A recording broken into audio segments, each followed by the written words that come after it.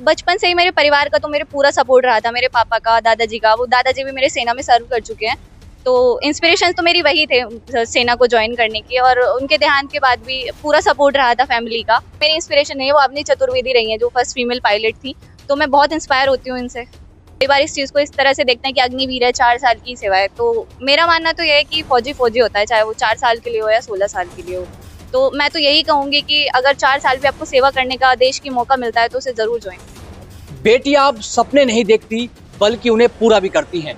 इस बात को साबित किया है मेरठ जिले के बड़ला गांव की प्रियांशी तोमर ने। आपको बता दें, इनका चयन भारतीय वायुसेना में हुआ है। इसी पर बातचीत करने के लिए सीधे प्रियांशी तोमर हमारे साथ जुड़ चुकी हैं। सीधे प्रियांशी तोमर से बातचीत करते हैं। प्रियांशी, आपको बहुत बहुत बधाई। Thank you so much sir. तो जब आपका रिजल्ट आया, आपका सिलेक्शन अग्निवीर की वायुसेना में हुआ है, तो उस समय आप कहाँ पर थे और इसके बारे में थोड़ा आप बताएं। जी, जब रिजल्ट आया था तब तो मैं घर पर ही थी, और एग्जाम हमारा हुआ था नवंबर में। उसके बाद हमें 1.5-2 महीने का टाइम मिला, जिसके बाद हमारा फिजिकल हुआ था, मेडिकल वगैरह हुआ, तो उस प्रोसेस में टाइम लग गया था। और अभी 14th में को हमारा रिजल्ट आया था, जिसमें पता चला कि मेरी रैंक सेकंड आई है। तो मैं बेटियों में आपकी रैंक 2 नंबर। हाँ जी। तो आपने भारतीय इसकी वायुसेना की कैसे तैयारी की, थोड़ा आप इस बारे में आप बताएं। कैसे आप पढ़ाई करते थे, कितने घंटे आपने पढ़ाई की, थोड़ा व्यूवर्स को आप बताएं।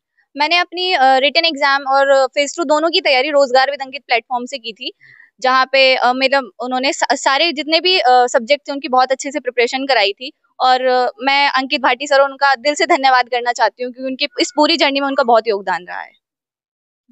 कितने घंटे आप पढ़ाई करते थे? मैं अराउंड ज्यादा नहीं, जैसे 4 से 5 घंटे पढ़ाई की थी मैंने रिटन एग्जाम के लिए। आप 3 बहन भाई हो। अपने बारे में, अपने परिवार के बारे में, आपके पिताजी का जब आप बहुत छोटे थे, जब उनका देहांत हो गया, तो कैसे अपने आपको संभाला इस विपरीत परिस्थिति में आपने?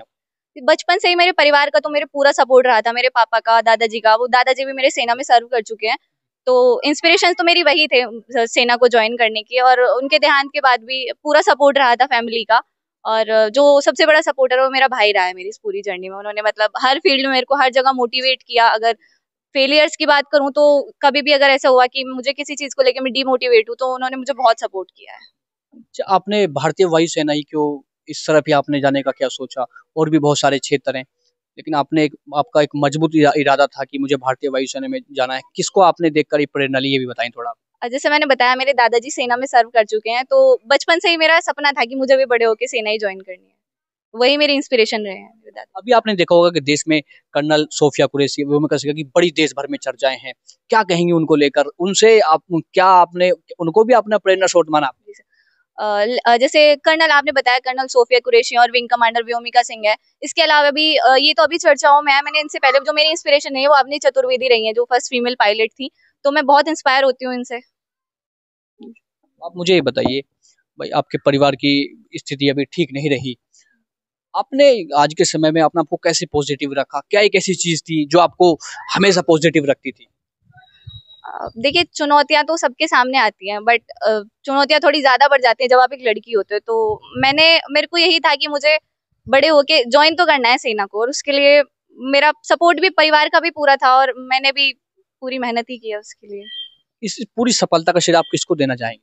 मैं अपनी माँ और भाइयों, मेरे पूरे परिवार को देना चाहूंगी उसका श्रेय। सबका बहुत सपोर्ट रहा है मेरे पिता की डेथ के बाद भी, और मतलब माँ ने और दादी ने और भाइयों ने पूरा सपोर्ट किया मुझे, तो मैं उनका पूरा श्रेय उनको देना चाहूंगी।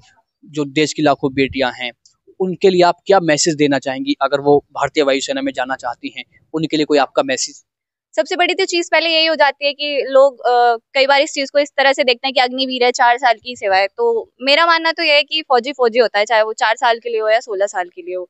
तो मैं तो यही कहूंगी कि अगर 4 साल भी आपको सेवा करने का देश की मौका मिलता है तो उसे जरूर ज्वाइन करें। ये बड़ा लोग इसको बारे में भी सोचते हैं, भाई 4 साल की सेवाएं हैं, लेकिन आप देश के लिए एक दिन भी आप काम करें तो वो बड़ी बात होती है। तो ये मन में जो भाव, ये कहाँ से आपके अंदर आया? तो बचपन से ही है बस कि मुझे बड़े होके फौज को ज्वाइन करना है, तो ये अंदर से ही है बस। और फिर ये भी है कि अभी 25% का क्राइटेरिया भी है कि आप परमानेंट हो सकते हैं। अगर आप अच्छा करते हो तो आप अच्छा कीजिए, डेफिनेटली आप परमानेंट होंगे। आप लड़की हैं, बहुत सारी परिस्थितियां ऐसी आती हैं।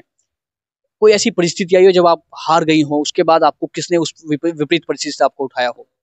नहीं, एज सच तो कोई समय आया हो, टाइम आया हो? नहीं, एज सच तो कुछ नहीं हुआ है। बट वो थोड़ा बस उस टाइम पे जब मैं स्कूल में ही थी, जब मेरे पिताजी की डेथ होगी, तो वो टाइम थोड़ा टफ था हमारे लिए, सबके लिए। बट उसका पूरा सपोर्ट रहा है फैमिली का। तो क्योंकि आप तो इतने गांव की रहने वाली हैं, बड़ला गांव की आप रहने वाली हैं, अपने पूरे गांव का नाम भी रोशन किया है।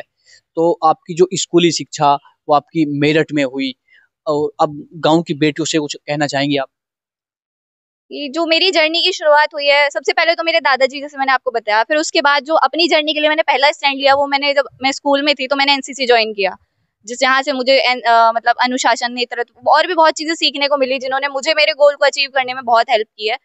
तो मैं यही बोलना चाहूंगी सबसे कि आप बाहर आइए और मेहनत कीजिए। चलिए, देखिए, बहुत बहुत धन्यवाद। तो प्रियांशी तोमर हमारे साथ बातचीत कर रही थी। देखिए, कहते हैं ना कि कोशिश करने वालों की कभी हार नहीं होती। इस बात को प्रियांशी तोमर ने साबित किया है।